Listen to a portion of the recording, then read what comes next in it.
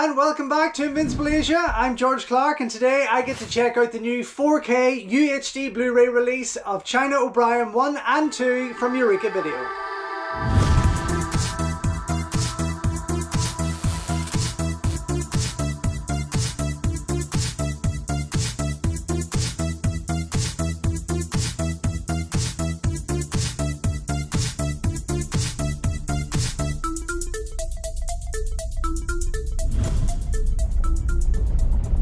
Don't forget folks, before we go any further, if you haven't already, please subscribe to the channel, like the video, ring the bell and all that jibber jabber, and thank you very much for supporting Invincible Asia. This is a pretty exciting time for Hong Kong cinema fans with the release of China O'Brien 1 and 2 in 4K, no less. I mean, this is incredible. Eureka Video are putting it out there, 4K and Blu-ray, so you have the choice if you don't have a 4K player, of course. But China O'Brien 1 and 2 pretty much getting its first release since it did on video way back in the early 90s. Now, I totally missed out in picking up the X-Rental big box version of China O'Brien. I did get the forefront entertainment and video one right here, as you can see, but I did pick up the sequel on X-Rental, the big box here, which I kind of preferred a wee bit. I want to say I enjoyed this one a wee bit more. Now,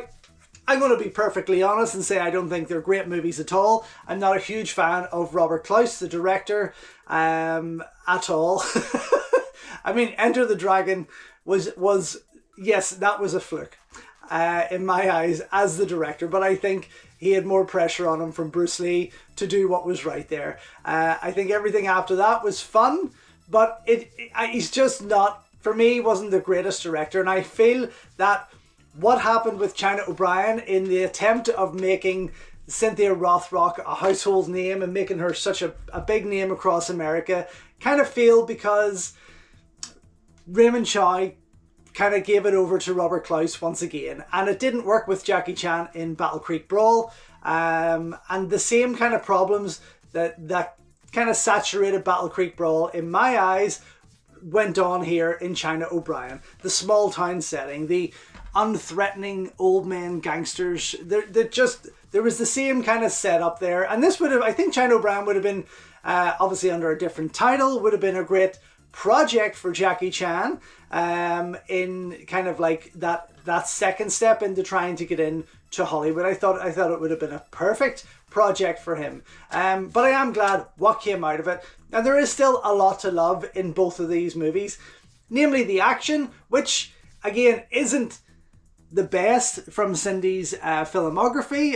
Again, I'm going to be honest with that. I think yes, the Hong Kong influence is there, but there's too many, let's say, there's too many safety mats, too many boxes and too many edits to really take away the impact of what she had already offered in her first 5 years in Hong Kong with classics like Yes Madam, even Millionaire's Express, Righting Wrongs, and so on and so on. It almost felt like this was, each film was an extended episode of something like the A-Team, or, you know, Walker Texas Ranger, even Sammo Hung's Martial Law, stuff like that. That's what I felt these movies represented. Now, when I was a teen and I saw, the first time I ever saw China O'Brien, or the clips from it, was in that incredible documentary, The Best of the Martial Arts Movies, which of course was directed by Sandra Weintraub, who is a producer on this with her father Fred. And I love that documentary. I still think it is the greatest Hong Kong movie documentary ever made. Obviously very heavily influenced by Golden Harvest. And a wonderful promotion for this movie, or these movies, that were coming out soon after it. So it was a very good thing. But that was my first introduction to China O'Brien. And they were very clever in putting those fight scenes in there, and those cool interviews with the stars and the wonderful Richard Norton, of course. And that, of course, as a teen, that got you so excited and you were so hooked. And that's what these movies for me are all about. It's the nostalgia with China O'Brien 1 and 2. So to get it now put out there in 4K, and Vinegar Syndrome pumping it out in North America at the same time, is just amazing. I don't know why it's taken this long to get them out there. And to put this out in 4K and not Black Mask is questionable. I just wonder why they would have went that far with these two movies. But still, let's get stuck in and see what is on offer here, because it's going to be quite an exciting little piece, I can imagine, and everyone is very excited for it. Will the movies hold up though? I don't think they will. Fuck, if I could get into it, like, I could tell you more. But I do enjoy them. I just feel they're very TV-like in their quality. I feel they're very TV-like and very old-fashioned. I think Robert Clouse was a very old-fashioned director. I don't find that he had anything original or fresh to offer these kinds of projects. So here we have it. Lovely cover there, designed by Gokaiju, who actually did the Black Mask cover also, which comes out this week, I think, April 22nd. It comes out from Eureka Video also. So two great releases from Eureka, which is just wonderful. I mean, they are really taking the lead there in Hong Kong movie releases, I feel, here in the UK at the moment. But this is just gorgeous. There's a lot to love. Beautifully designed, very retro in flavour, which is fantastic. And there's a lot of extras on the back here, so let me get stuck into that quick. Limited edition O-card slipcase featuring new artwork by Gokaiju. 4K UHD Blu-ray presentations. I was actually very worried about that, because when you see them online, this has the UHD silver 4K UHD sticker up here next to the Blu-ray, and when this arrived without that, I was a wee bit nervous in thinking they'd sent me the wrong thing. But this is the 4K one. As it says, 4K UHD Blu-ray presentations of both films in Dolby Vision. Uncompressed original mono audio on China O'Brien, and uncompressed original stereo audio on China O'Brien 2. Brand new audio commentary on both films by action cinema experts Mike Leader and Arna Venema.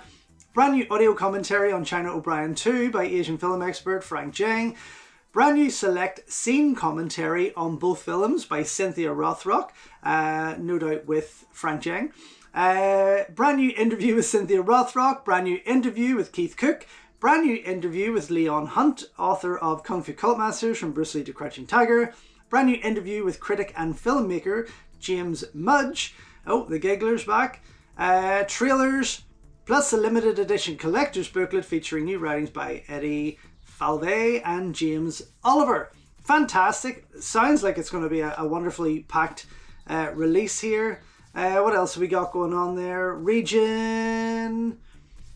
Is it telling me? Well, it's 4K, so it's obviously region free. Totally forgot about that. But here we go. Let's get stuck in and see what is on offer in this. Oh my god. Wow. I'm so excited actually, because this is a cover I've always seen kicking about online when I'm Googling this movie, and it's a cover I have never seen put out there before. So this is fantastic. I will pop this out and look at it more so with you. That is gorgeous. Wow. So I did see China Brown 1 and 2, and I'm hoping the reverse is the second. These were, I think, American VHS releases. I'm not too sure. But I much prefer them to these fake ass covers that we've got here. Later inspiring the Born to Fight, the 6 DVD German collection of Born to Fight, which is a whole mix of movies from Liddy Reporter through to Close Escape, That's Money, and so on. But they all kind of copy that cover, which is hilarious. Anyway, let's crack this open and see what's going on inside. So it does look like there's one disc, so both movies are on that disc. What have we got here? It looks like a poster and a booklet. Wow, okay, inside, as you can see here. And let me quickly pop this cover out, because I'm excited to see what the... Oh, well, they let me down there. I'm not going to lie. I'm not going to lie. This really got me excited, because this, as I say, was a cover I think that should have been released here in the UK. The second movie has a cover quite similar, but very, very different, obviously. And it would have been great to see it on the other side. Unfortunately, we get this, which is kind of a letdown. But hey, you know what? I'm keeping this. I'm certainly not swapping that around, because that's just silly. who knows, maybe they couldn't get the rights to the second one of that artwork, but any hoodles, let's see.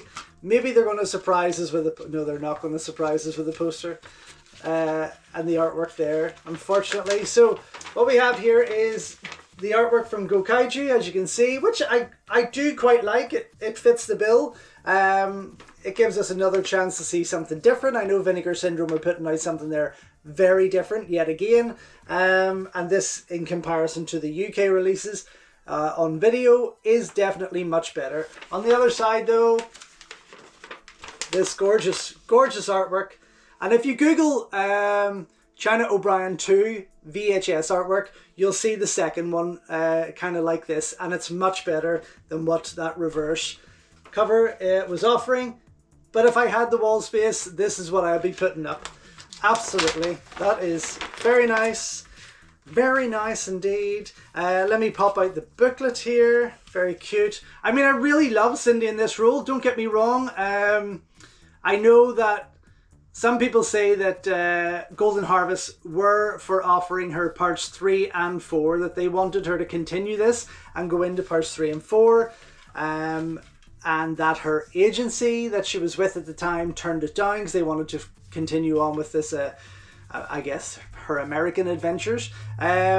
Others say that her contract just naturally ended with Golden Harvest with these two, and the reshoots of Lady Reporter being her last. Let me get stuck into this and have a quick look here. But I mean, to be honest, I would love to have the time to sit down and re-edit these two movies, cut all the shit out and really tighten it up to be a fantastic 2-hour movie, packed full of fight scenes, tighter storyline.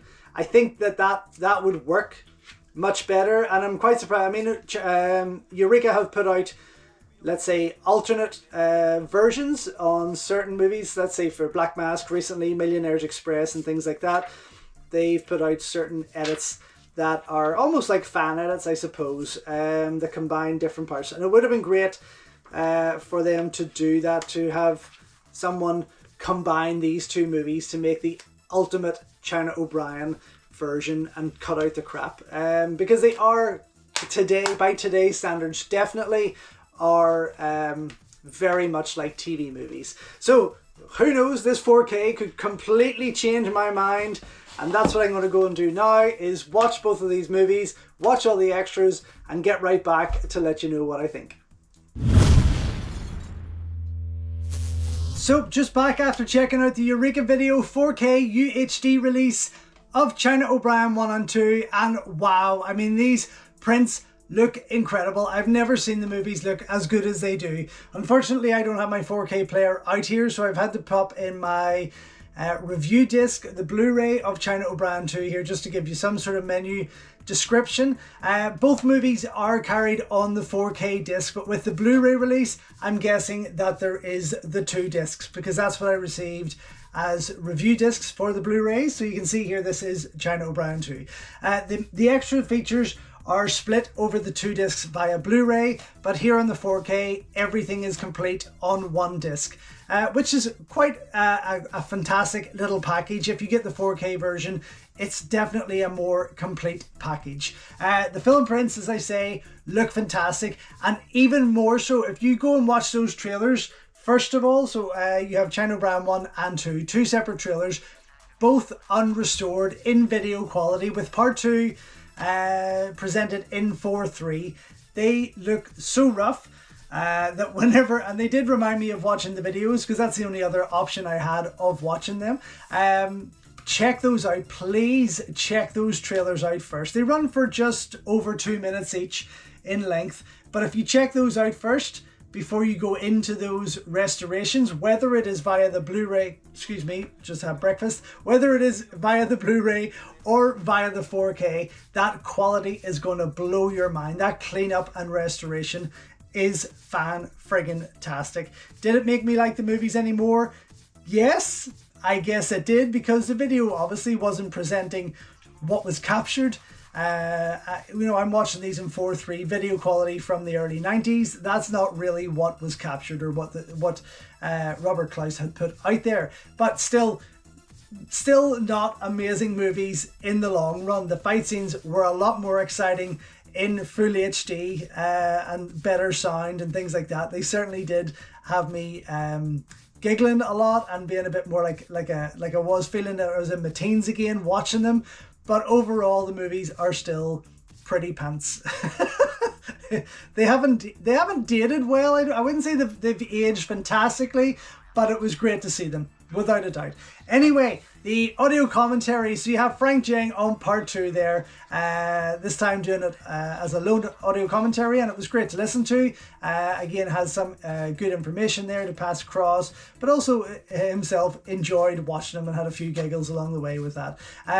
Mike Leader and Art of Enema, however, on both movies was great. Two of my favorite audio commentaries from them, I have to say. Had a great time watching them again with those those tracks on, I should say. But yeah, definitely well worth checking out and well worth listening to all 3 of those available audio commentaries. They were definitely great fun. Then you have tons of interviews on here, and also what it doesn't state on the back is that there's a Richard Norton interview, which is fantastic. So you've got the Cynthia Rothrock interview, which is a new interview. It ran for probably just over 22 minutes in length. And great to listen to. Great.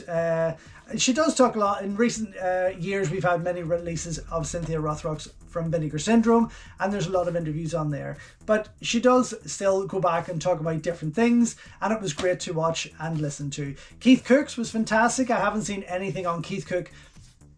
My God, I haven't seen anything on Keith Cook in decades. So this was a great interview to watch with him. It ran for probably just under 28 minutes in length. It was a good lengthy interview.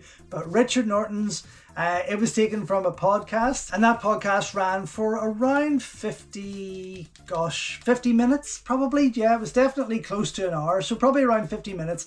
And it's a video interview taken from a podcast channel. But again, definitely worth checking out. And I know he loves to talk about his work and his career. I interviewed him myself here on the channel. Please go and check that out. And he did say, look, we could talk all night if you want, and I was very welcome to do that.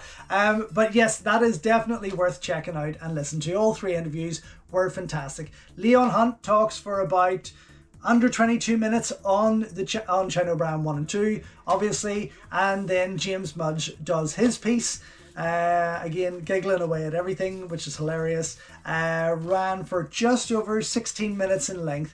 Both present themselves and their thoughts, on the movies quite well. I really enjoyed them. And then you have the Scene Select commentary with Cynthia Rothrock and Frank Jang, as I suspected. And that is covering certain fight scenes from both movies. I know, as I say on the 4K here, it's all combined in one disc, and it is, as you can see, split between the Blu-rays for each movie. So you'll have certain fight scenes from the movies where Frank interviews Cynthia over those particular fight scenes. But all in all, I mean, what an incredible package. Absolutely gorgeous, beautifully put together, and everything about it is an absolute must for any true martial arts film fan. Double thumbs up from me. Super glad that it is my collection, out now, or coming out soon, sorry, I should say, from Eureka Video. So thank you once again for watching another video here on Invincible Asia. Don't forget you can check out hundreds of others here on the channel. You can also show your continued support by heading over to my new merch store, or by checking out invincibleasia.com, where you can read my full movie reviews, and follow me on Instagram at Invincible Asia. Until next time though, enjoy your Kung Fu, and I will see you soon.